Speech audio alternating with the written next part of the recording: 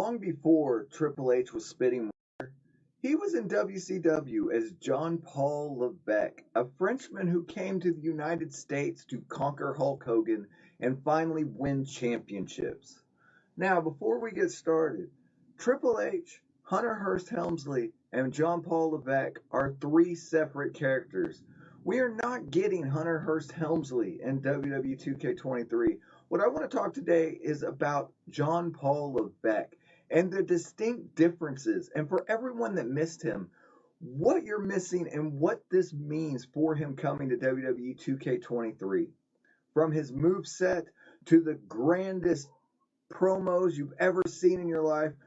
I am Jean Paul Lévesque, the greatest professional wrestler in the world today. Today we're going over everything that you're getting with Jean Paul Lévesque and the true history of this fantastic Frenchman. Because unlike some of the other things in WWE series, they tongue-in-cheek history of wrestlers. And there may be a lot of you out there that think that, oh, that's correct history. Well, it's not. So let me talk to you. So today we're looking at the complete history of JPL and what he means by coming to WWE 2K23. The man's a very well-educated man. Levesque is? Man speaks about 6 or 7 different languages. He knows different dialects. I mean, he's a very well-educated man. So Jean Paul Lévesque will be unlockable this year in WWE 2K23 by playing through My Rise.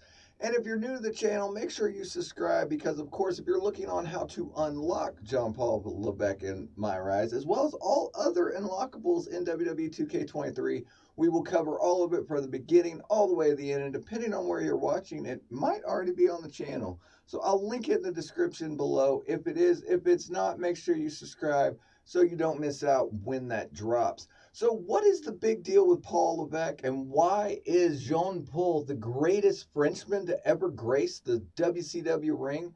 And why does it matter that he's in WWE 2K23? And the answer is actually pretty awesome. One of the things that makes JPL so cool was that authentic French accent, right?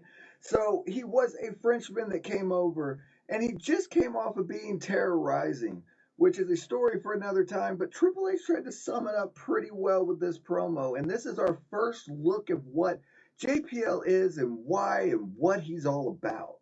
Why I was called terrorizing. I was brought here as a boy from France to be educated in the best schools in the United States. And I got the name by beating up all the American punks in the schools. I was given the nickname Terrorizing. Well, now I am no longer a boy. I am Jean Paul Lévesque, the greatest professional wrestler in the world today. Remember the name, Jean Paul Lévesque. So not only is JPL making his debut in a WWE series, but what makes him so special to begin with?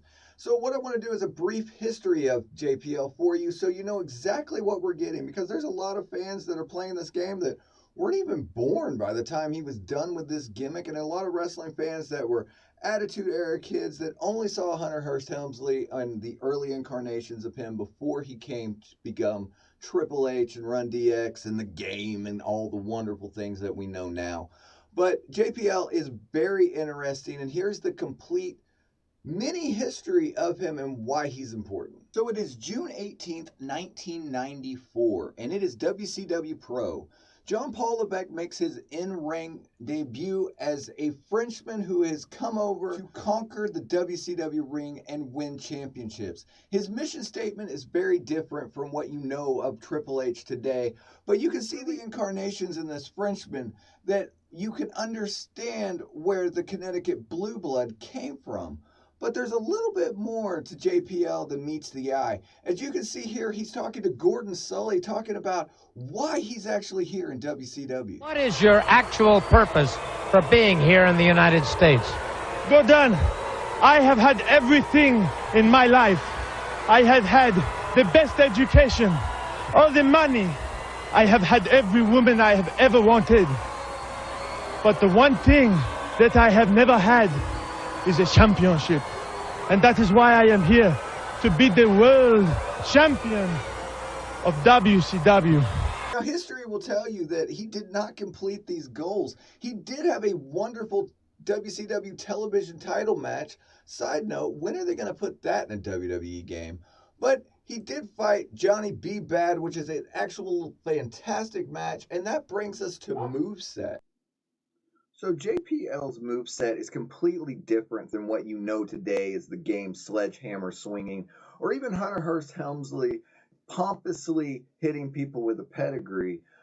JPL used the Indian Deathlock as his finishing move to embarrass his opponents. He also did bring the first bow in that we saw that did carry over to Hunter Hurst Helmsley. So you can see where this was a blueprint for Hunter Hurst Helmsley, but in the ring it was night and day. So his debut at a pay-per-view was at Starrcade, and wrestling historians will tell you that it was horrible that he lost to Alex Wright. I don't think so. Storyline-wise, if you were watching back in the day, it actually made no sense for JPL to make a win over the young Alex Wright at this time, and it was a very competitive and fun match. That is a soapbox for another time. But what JPL's moveset will bring that was unlike anything you've seen from any of the other incarnations of Triple H and WWE 2k23 is he uses submissions, he is a high flyer, and he uses power moves in a different way than what the game could ever have done. So what makes it so interesting that Jean Paul Lévesque is now a legend in WWE 2k23 and an unlockable? Unlike legends that have been in past year's games and are still in this year's game, where Macho Man Randy Savage, Hulk Hogan, or even newer wrestlers that are legends now like the Hurricane, Umaga, and Rikishi, Jean Paul Lévesque only had an 8-month run on WCW television. One of the shortest runs, as after the Starrcade match, he went on to have several mid-card matches and stayed on WCW Pro most of the time, with a few storylines, but nothing that was ever going to get him to that main event to fight Hulk Hogan for that championship. He signed a 1-year deal with WCW, and after that 1-year deal was up, he jumped ship to the WWF, and we all know from what happened from there through every WWE documentary, or if you're a wrestling historian like myself, what really happened was he went on to become Hunter Hurst Helmsley and then the game, and then we've seen all of those versions in wrestling video games. But to see Jean Paul Lévesque, a wrestler who, if you take out that it was Triple H who was Jean Paul Lévesque, he only had an 8-month run, never did anything, never won a championship, and his feuds were okay. But his in-ring work was absolutely fabulous, and he was onto something with this Frenchman character, because at the time, this Frenchman character had never been done before. And a side note and a deep cut, it was actually brought up to him by Ric Flair. Isn't it funny how things evolve and we get the evolution of that years later? So I tried not to get too granular on the history of Jean Paul Lévesque, but I thought it was a very interesting history now that he is in WWE 2K23 and shed light on some of the things that happened with him if you didn't know about his existence or why he was here in the first place. If you made it this far in the video, can you hit that like button for me? It sends it out so more people can see it. And if this video gets, I don't know, 1,000 likes, I'll do an even deeper dive on Jean Paul Lévesque and his transition into Hunter Hurst Helmsley.